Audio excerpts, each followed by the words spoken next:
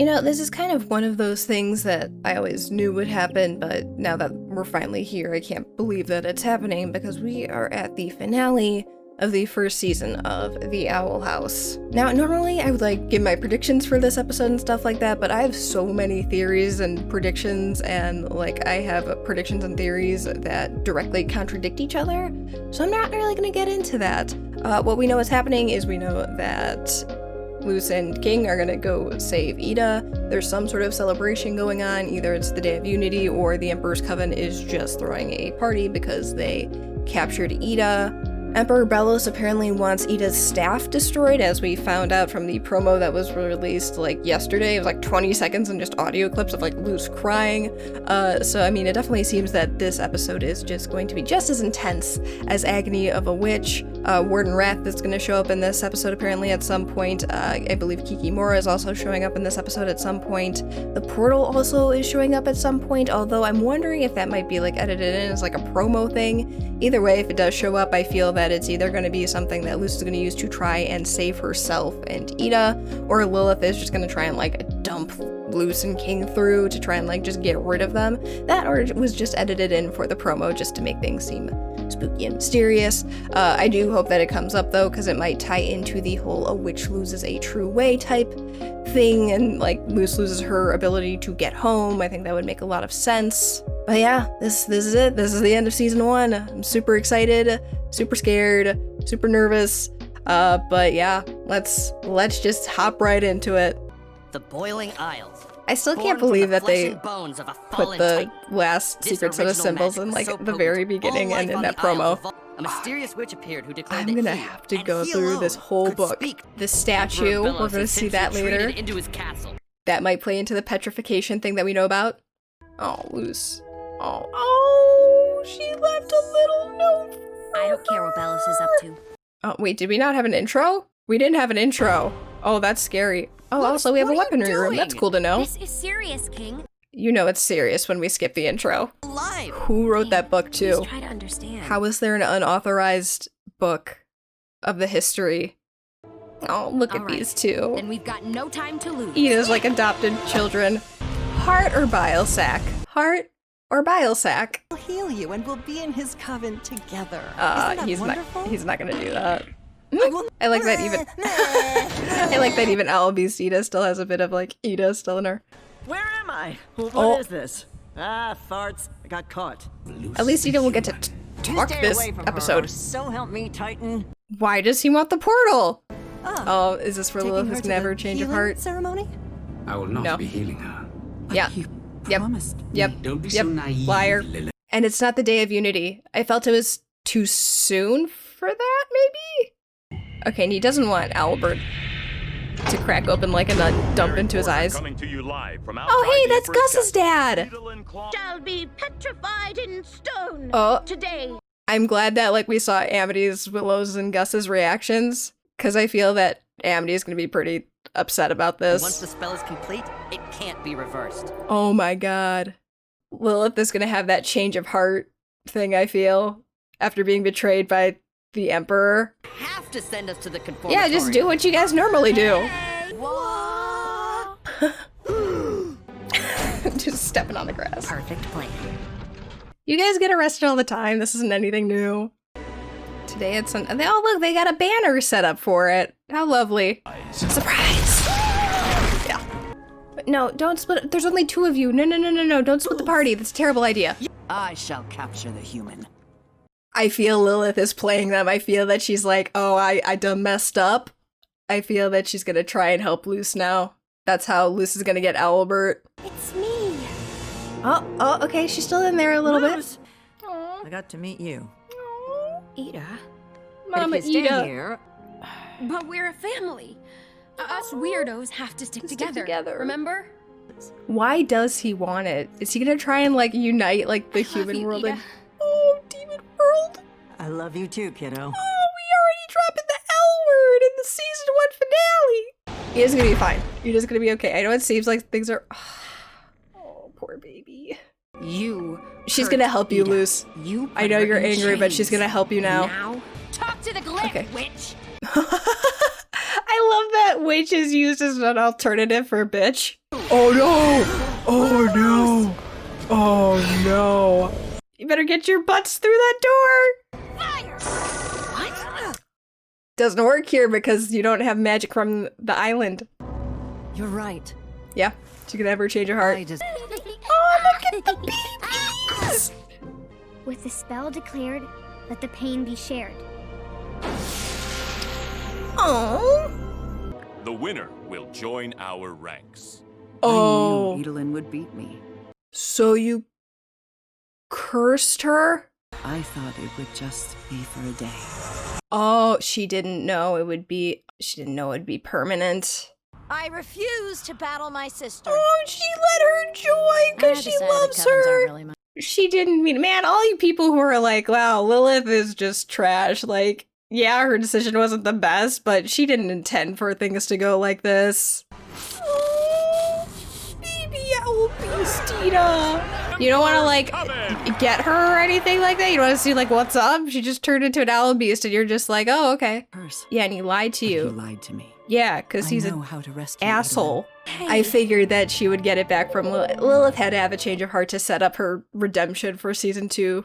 Lilith's not a bad person. She made some bad decisions, but she's not a bad person. Hey, Luce. Thinking about need a staying?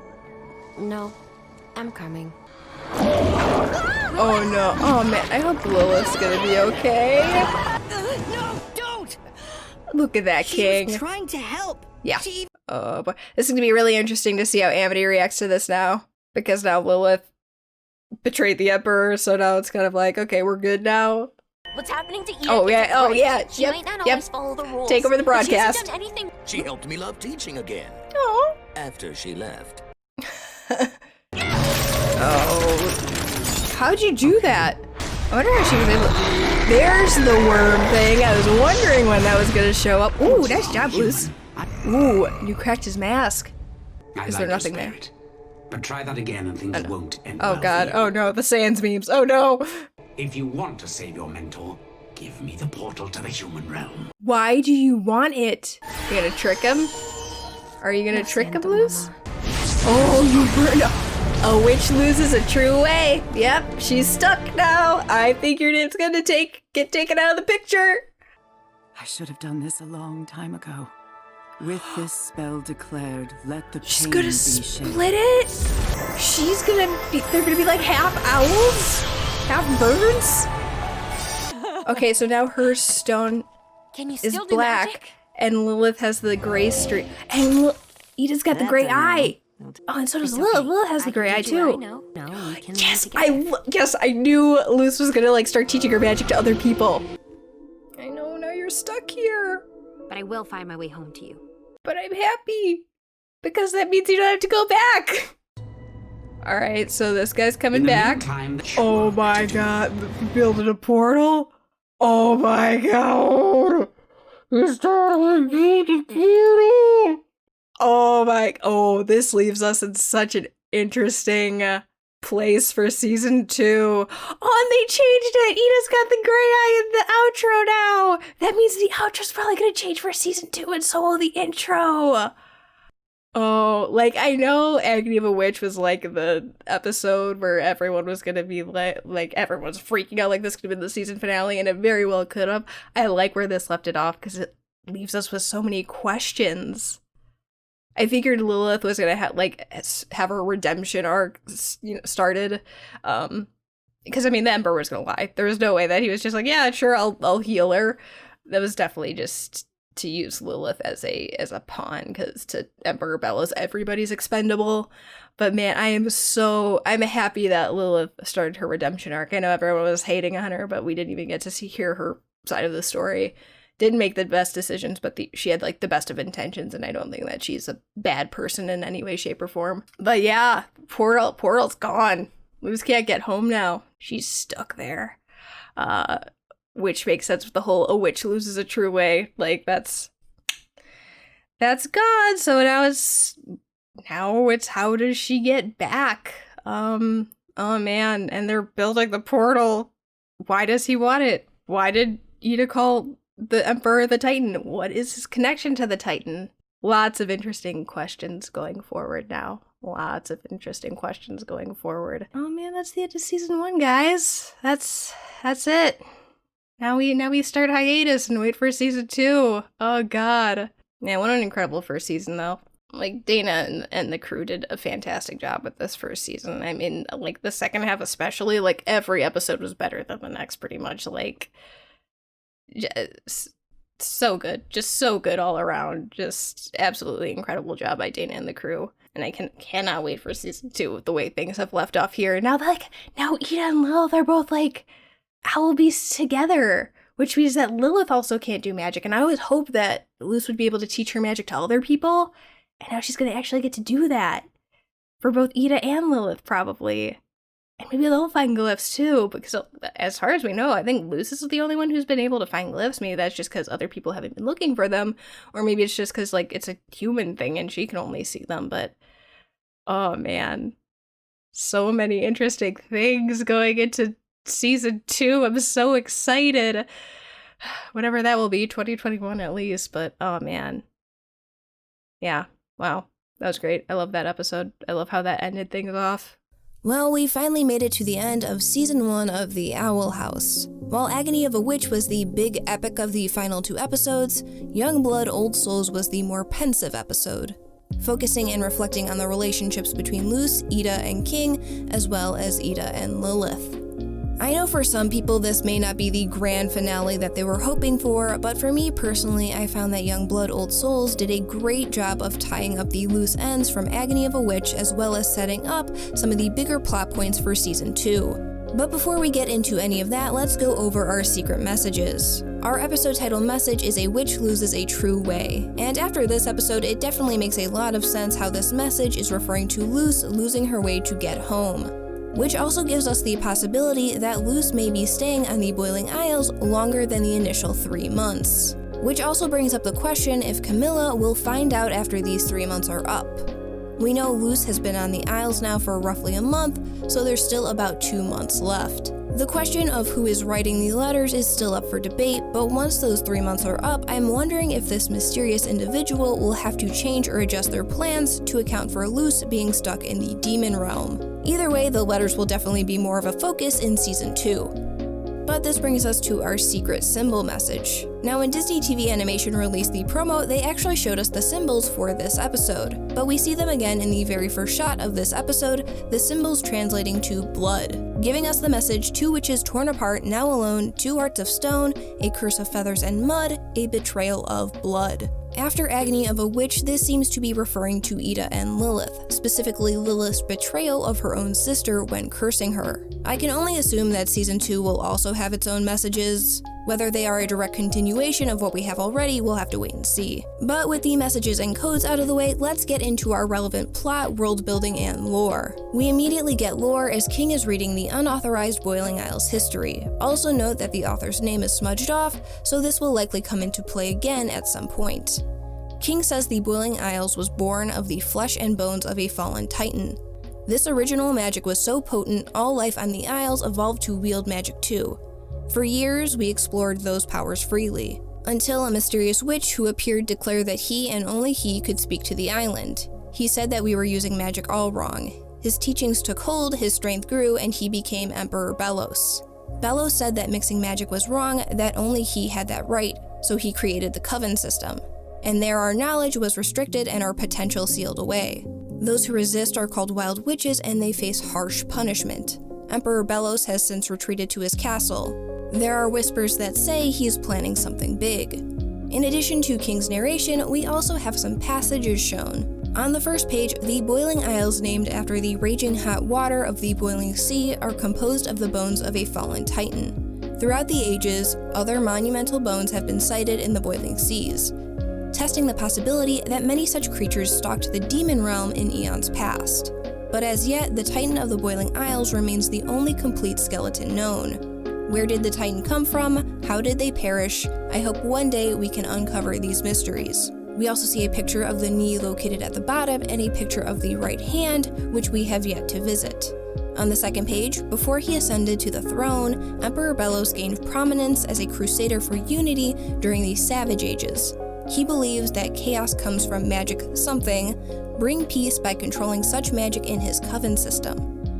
He rules by fear and an iron fist, and his past remains largely unknown.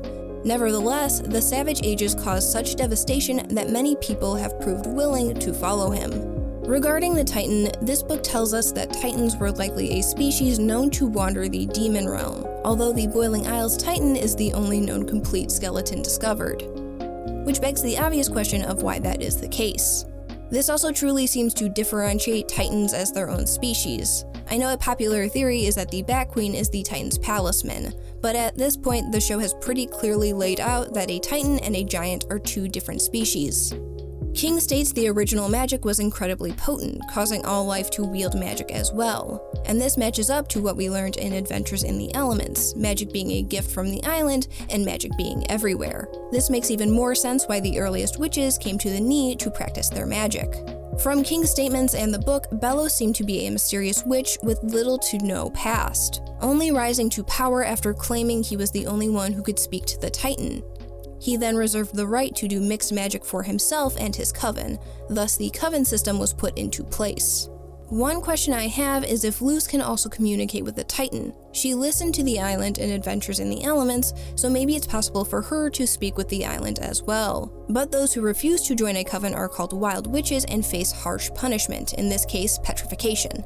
The statement of King's is that Belos has retreated to his castle and has since been planning something big, likely whatever he has planned for the Day of Unity. Based on the entries in the book, it was written in the last 50 years, as we know this is roughly how long Belos has been in power, and the book documents Belos' ascension and the Coven system. I am hoping this book comes back later for future lore dumps, and I hope we do get to meet the author of the book at some point in the series. Moving on from the book though, back in the castle we see Belos use his magic, and his staff, interestingly enough, doesn't have a palisman, which makes me feel that there is an even deeper reason as to why Belos is absorbing the power and magic from broken palismen. He doesn't seem to have one, so maybe he has to rely on others to maintain his powers. We also get confirmation in this scene healing Ida is what Emperor Belos promised Lilith for capturing her. I always assumed and it was heavily implied, but it's nice getting confirmation. Belos' staff is able to cast some sort of spell to allow Ida to speak in her owl beast form, and we see that Belos is definitely aware of Luz's presence on the Isles. Whether this was from when Luz first stepped into the demon realm or more recently, Belos is definitely intrigued by Luz, specifically how she got here, Belos wanting the portal. It's also revealed that Belos had no intention of healing Ida's curse, claiming all wild witches must be dealt with before the Day of Unity as per the Titan's wishes.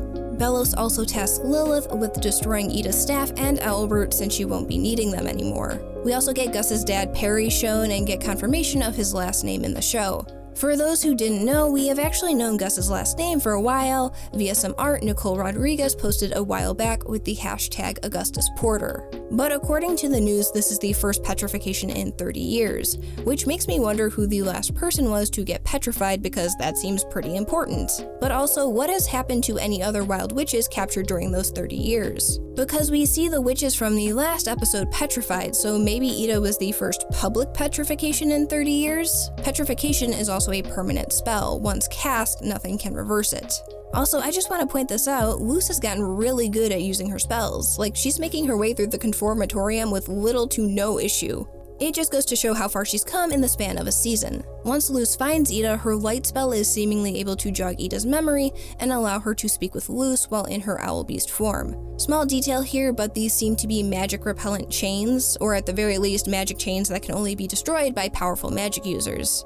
I mean, if Luz has a magic deflecting cape, then magic repellent chains aren't too much of a stretch. But then we get my favorite line in the show so far. Talk to the glyph, witch! Luz, Lilith, and King all make their way through the portal, and it's shown that Luz can't use her glyphs in the human world because she can't use the magic provided by the Isles. But we then get backstory on Lilith and Ida. Lilith wanted to join the Emperor's Coven, and Ida wanted to be alongside her. However, with only one spot available, the sisters were made to duel out for the spot. Lilith, not wanting to miss her chance, found a spell that would take away Ida's powers. Though unbeknownst to Lilith, the curse was permanent and not a temporary one-day curse. Ida ends up throwing the match anyways, but the curse has still been placed. Thus, Lilith gets into the Emperor's Coven, and Ida is still left with the curse. Now, background detail here, but we may have possibly gotten a glimpse of a younger Mr. and Mrs. Blight. If you look at the stands during the flashbacks, you'll see two individuals who do seem to match the silhouettes that we saw from Understanding Willow based on their hairstyles. Mr. Blight's brown hair could indicate why Amity's hair is naturally brown, while Mrs. Blight's green hair could indicate Emera and Edric's hair, although the color is much lighter than Ed and Em's. The supposed Mr. Blight was also in the Abomination track, while the supposed Mrs. Blight was in the Oracle track.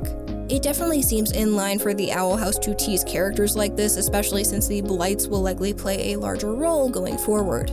But how the hell did these two sleazy-ass looking punks have 3 kids as great as Edric, Emera, and Amity? Lilith then returns Albert to Luce as a sign of trust, and once back in the castle, Lilith takes Luce and King through a hallway covered in veins, and Belos can actually control these veins. What they are connected to or a part of is still unknown. But considering this is the same guy who has a beating heart in his throne room, having a hallway of fleshy veins doesn't seem too out of the ordinary. Luce is also able to do magic through Albert and the staff without using glyphs, something we haven't seen her do before with the exception of the training wand. She even gets a hit on Belos with her ice spell, cracking his mask.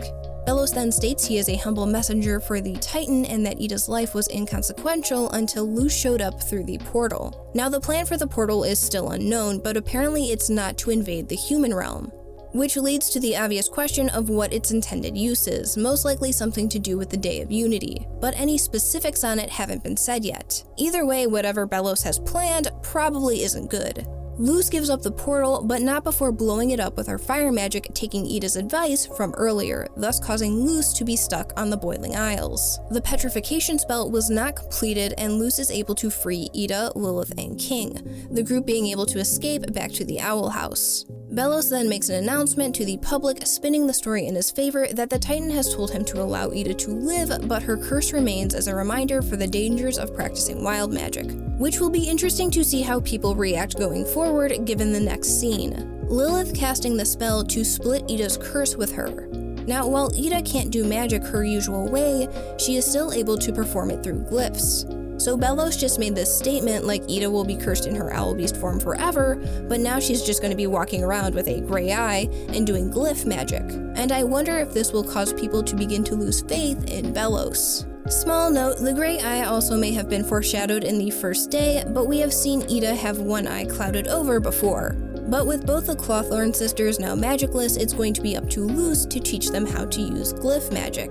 And I'll get into that a bit more when we talk about Luce and Ida specifically. We then see Luce recording a video for her mom, being totally honest about what's actually happening on the Boiling Isles, which is nice to see that we are coming back to after enchanting Gromfright. Whether or not her mom is getting these messages isn't known, especially with the portal being destroyed now. But it may not be destroyed for long, as it is revealed that Belos is in the process of rebuilding the portal as well as sending this mysterious masked individual who we saw in the background last episode. Pretty much any new character we meet, I'm going to automatically assume Gwendolyn is a possibility, so maybe this masked individual who will be keeping an eye on our main trio and likely Lilith as well is this mysterious Gwendolyn. But with Belos sending spies, rebuilding the portal with technology very similar to his staff, and this Day of Unity apparently drawing closer, we definitely have a lot to look forward to in the series.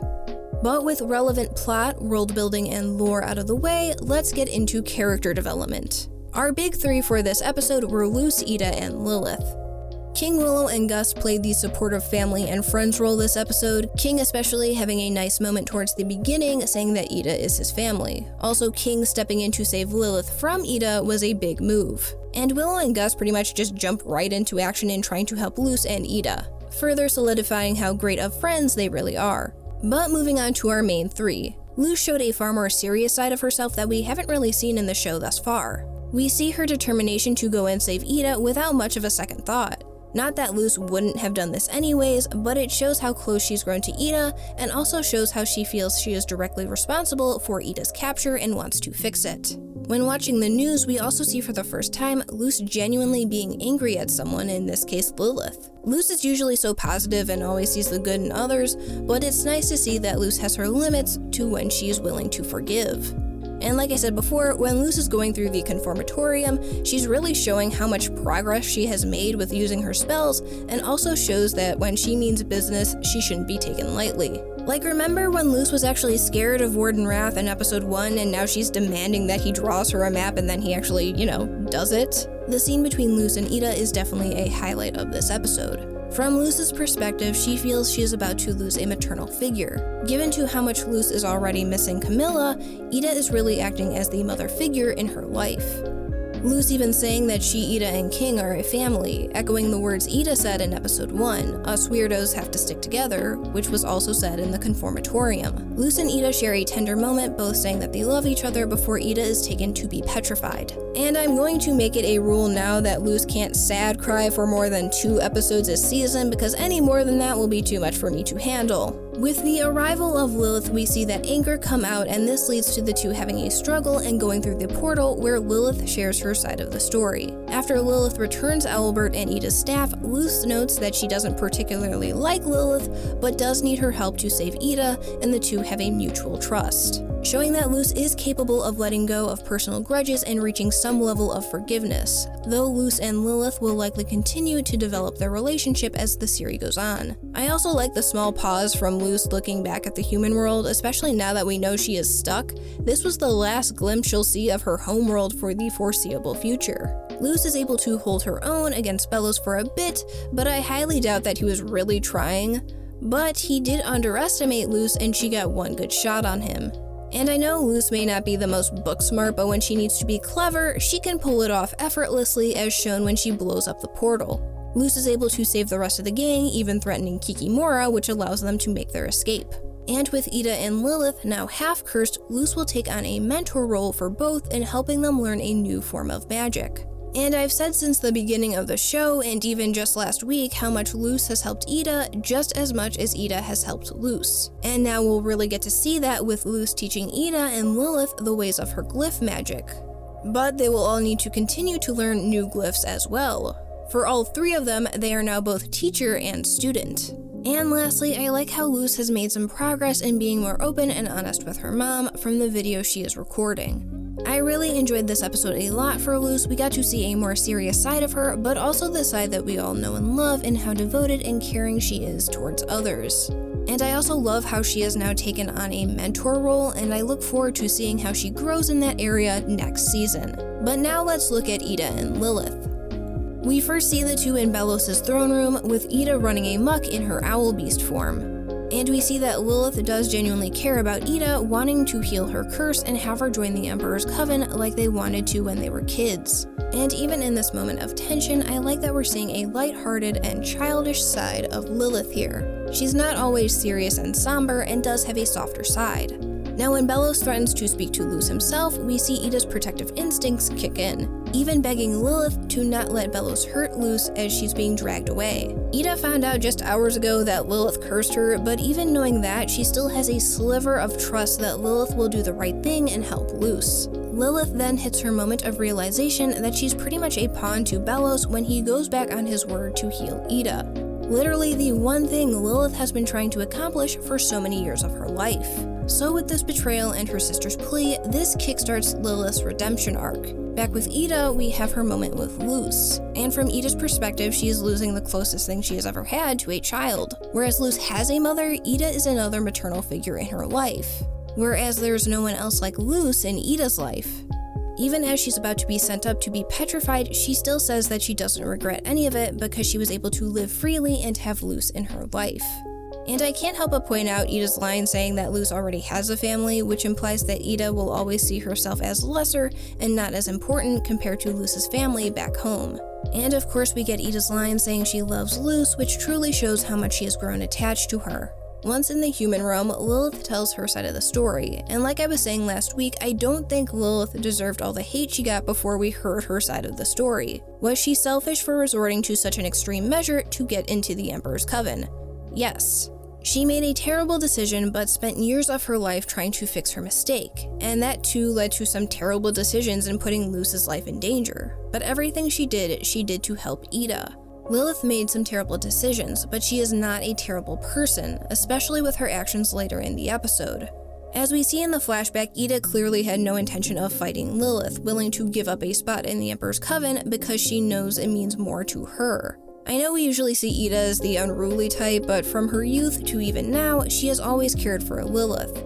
And the fact that Ida was so willing to make this sacrifice for her sister, and Lilith resorted to cursing Ida, shows how differently they handled the situation. But back with Lilith and Luce, Lilith clearly had the intention of returning Albert and the staff and never intended to discard them, showing Lilith truly wanted to help Luce and Ida. Lilith had originally planned to stay in the Emperor's Coven to work from the inside. However, Belos overhearing that kinda threw a wrench in that plan, so Lilith is gonna get petrified too. And from the discussion in the cage, Lilith clearly would not have gone through with any of her original plan to capture Ida if she knew this would be the outcome. Again, Lilith is not a bad person, just made some bad decisions. Ida also ends up taking the hit for the petrification, protecting King and Lilith. Even after everything Lilith has done, Ida is still able to see the good in her, and she does care for her sister. When we get back to the Owl House, Lilith uses the spell to split the curse with Ida. Now, when Lilith was recalling her cursing Ida, she used the quote, "To be great, you have to make sacrifices." And now Lilith is making the sacrifice to split the curse with her sister. Lilith will likely still have a ways to go in her redemption and patching things over. But you cannot deny that this was a huge character development moment for Lilith and shows she still cares for Ida. And like with Ida, Lilith is also in a position where she will have to relearn magic, now a mentor to Amity and a student of Luce. Since Lilith has now betrayed the Emperor's Coven, I'm wondering how Amity will react to all of this. I feel in Season 2 we'll get more about Lilith and Amity's mentor-student relationship, and since Amity has already made so much progress in Season 1, I feel like she'll definitely listen to Luce and Lilith when they tell her about how awful the Emperor's Coven is. Although I could see some tension between Lilith and Amity if Amity does find out how she used Luce as a human shield. But overall, I loved this episode for both Ida and Lilith, and I can only assume that Lilith will be visiting more or even staying at the Owl House as the show continues. Having Lilith and Ida being on friendlier terms will be nice, similar to Sense and Insensitivity. Plus, with the main trio and now Lilith being marked as enemies of Belos, Lilith will likely be interacting with King, Luce, Willow, and Gus a lot more. Plus, if we're throwing Amity into the mix, and by extension Adonam, and of course Hootie, then the Owl House is just going to be one big dysfunctional happy family, and I cannot wait to see that in Season 2. But with that, that is my review of the Season 1 finale, Young Blood, Old Souls. It wasn't the big epic that was Agony of a Witch, but it was the episode that focused on what matters, the characters and their relationships to each other. Plus, we got left with plenty of plot points that will be elaborated on in the future. But for now, we begin our hiatus as we await Season 2. Thank you so much for watching, I hope you have a fantastic day, and until next time guys, take care.